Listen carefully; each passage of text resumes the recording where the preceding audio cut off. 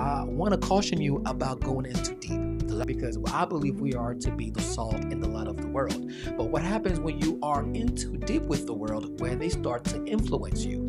And I've heard a lot of stories about people who had some good intentions about influencing the world, and we see it all around hip hop and the movie industry, and we see it even in personal lives when people had good intentions of wanting to influence others, but they ended up being influenced to walk away from the Lord as opposed to them influencing the people they wanted to bring to God. So I want to share with you two stories that I know of, two examples of two people who went way too deep. One is one I know personally, and one is a story that I've heard in passing. So the first one, I knew this guy in New York who, he had just become a Christian, and he came from a hard life. I'm talking drinking and doing some drugs, clubbing and bars, and he gave his life to God, which was awesome. And I remember talking to him, and he was saying how he believes his ministry his calling is to go into clubs, go into the bars, and talk to people about God. It's like, hold on, brother, I'm not sure you should be doing that, because you're just coming out of that lifestyle and being in that environment.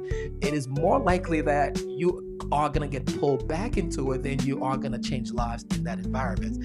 Over time, I stopped seeing him at church, so I don't quite know what happened to him, but I just remember hearing that story. It's like, buddy, I think you're going to go way in too deep in trying to bring out the lost, because you are setting yourself up for potential failure here of going back to what you came from because of that environment and bad influences.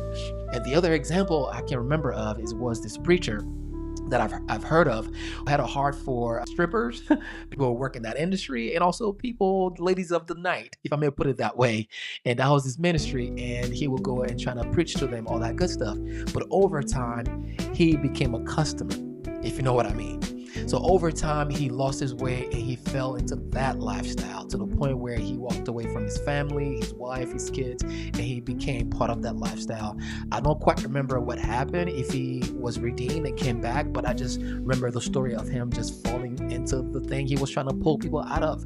So another example of going too deep. So my caution to you is be in prayer and really seek God's direction of how God wants to use your story. And don't just think you got it all figured out, because you are meant to be the light and the salt of the world, but we need to be smart about how we do it. Jesus did not just go into those environments. A lot of times people came to him. So we need to be very strategic and really in prayer as far as how God wants to use us to preach the word, to find the lost, because then you don't want to go into deep, because then that's a problem. That's my reminder to you. I don't know where you are on your journey. Let that be a caution for you. Be mindful, be in prayer of how you want to go about gathering the lost, because you don't want to be so close to it that you are influenced by them, as opposed to you being the light and the salt that is influencing them. As usual, man, listen, stay in the word, meditate on the word, and up your faith.